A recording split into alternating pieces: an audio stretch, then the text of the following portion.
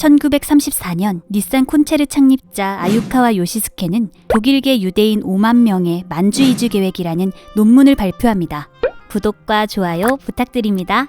일본은 만주국을 건국한 이후 경제 대공황과 자금 부족으로 인해 시간이 지날수록 만주 통치 전략이 어려움에 직면하게 되었습니다. 이 곤란한 상황을 일본인들은 어떻게 하면 극복할 수 있을까 생각해낸 것이 바로 유대인이었습니다. 왜냐하면 일본인들이 생각하기에 유대인들은 미국에서 특수한 지위를 갖고 있었으며 미국의 정부는 유대인들이 뒤에서 조종하고 경제, 법률, 미디어의 핵심은 모두 유대인들이 명맥을 쥐고 있었다고 생각했기 때문입니다. 만일 유대인들의 환심을 얻게 된다면 일본은 미국과 유럽에 대한 외교에 우호적인 대일 분위기를 조성할 수 있다고 생각했기 때문입니다. 1938년 12월 5일 동경, 비밀리에 내각회의를 개최하여 새로운 계획을 수립하게 됩니다. 그 계획의 이름은 바로 보거계획입니다. 보거계획의 의미는 보거가 맛은 뛰어나지만 독이 있어 조심해야 한다는 의미를 빗댄 것으로 그 계획의 양면성을 경계하고 있음을 내포하고 있습니다. 그 양면성이란 유대인들은 자본이 많아 만주국 개발 촉진에 도움을 줄 수 있지만 언젠가 세계를 지배하고 탈취할 것이라는 음모론에 의해 경계해야 할 대상으로 생각하고 있기 때문입니다.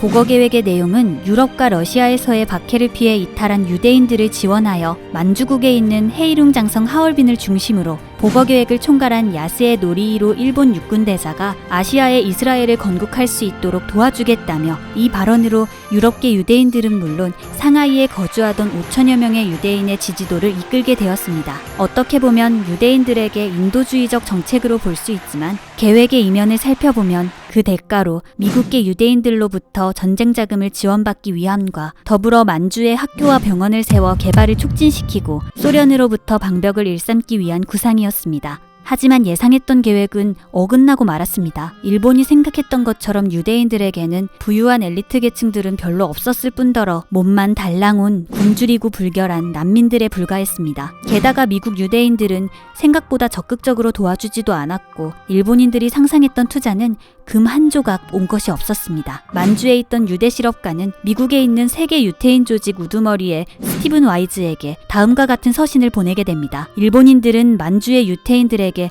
상당히 공정하게 대하고 있습니다. 그러자 와이즈의 회신은 유태인이 일본과 합작한 것은 완전히 타락한 행위입니다 라며 비판했습니다.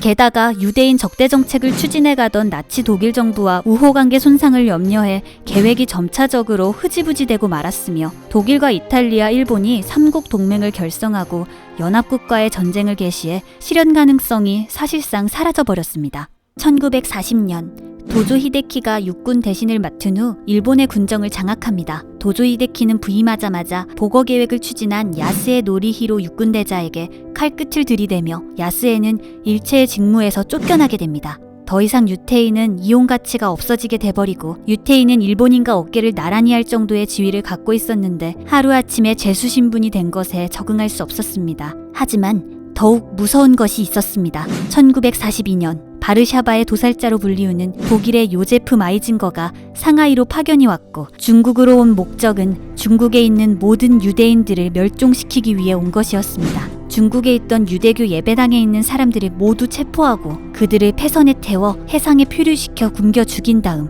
흔적을 없애기 위해 대포로 배를 침몰시키는 것이었습니다. 그때 시바타 미츠구라는 일본 외교관이 있었는데 반국의 제명을 무릅쓰고 현지 유대인 대표 카우프만에게 통지를 합니다. 이에 카우프만과 야스의 노리히로와 함께 일본 정부에 압박을 가하면서 일본 정부는 유태인 학살을 받아들이지 않기로 합니다. 야스의 대자의 노력으로 학살을 면하게 했으나 일본 정부는 홍커우 지역에 유태인 지역을 만들어 유태인들을 감시하게 됩니다. 추운 겨울이 찾아오고 석탄과 전기 공급이 중단된 상태에서 더 이상 버티기 힘들자 유대인들은 모두 의복을 팔아서 먹을거리를 마련하기도 하고 덮을 거리가 없어서 마대자루를 덮어 자기도 했습니다. 길가에 구걸하는 사람도 늘었고 매춘하는 부녀의 숫자도 증가하였습니다. 죽는 것보다 힘든 것이 견디는 일이었고 땅바닥에 버려져 있는 야채를 주워 먹으며 연명하기도 했습니다. 유태인 사회의 분위기는 점차 절망의 분위기에 휩싸여 갔고 자살하는 사람의 수도 적지 않았습니다. 그 이후 1945년 유대인들에게는 희망이 다가왔습니다. 전쟁은 일본에게 불리하게 진행됐고 일본인들은 다시 복어 계획을 들고 나왔습니다. 이번 목적은 자본을 위한 목적이 아니었습니다. 그저 미국에게 잘 보이기 위한 수단이었습니다. 정전 평화 회담을 성사시키기 위해 일본 정부는 특사를 파견하여 미국에 거주하고 있는 유대인들을 설득하여 미국 대통령 루스벨트에게 압력을 가하기 위함이었습니다. 그 보답으로 상하이의 2만 명의 유대 동포들을 위해 만주의 국가를 건국할 수 있도록 도와주겠다는 것이었습니다. 하지만 미국 유태인 대표 스티븐 와이즈는 미국 국무원의 허가를 받지 않으면 일본과 여하한 협상을 진행하지 않겠다라고 거절하였습니다. 이후 중국의 유대인들의 나라를 건국하려는 꿈은 무산되었고 1945년 소련이 하얼빈에 진주하자 현지 유대인 대표 카우프만은 소련군에 압송되어 감옥에 구금당하게 됩니다. 복어 계획은 실패한 계획이고 그곳에서도 유대인들이 비참한 삶을 피할 수 없었지만 일시적으로나마 수천 명의 유대인들이 나치에 의한 죽음을 면하기도 하였습니다.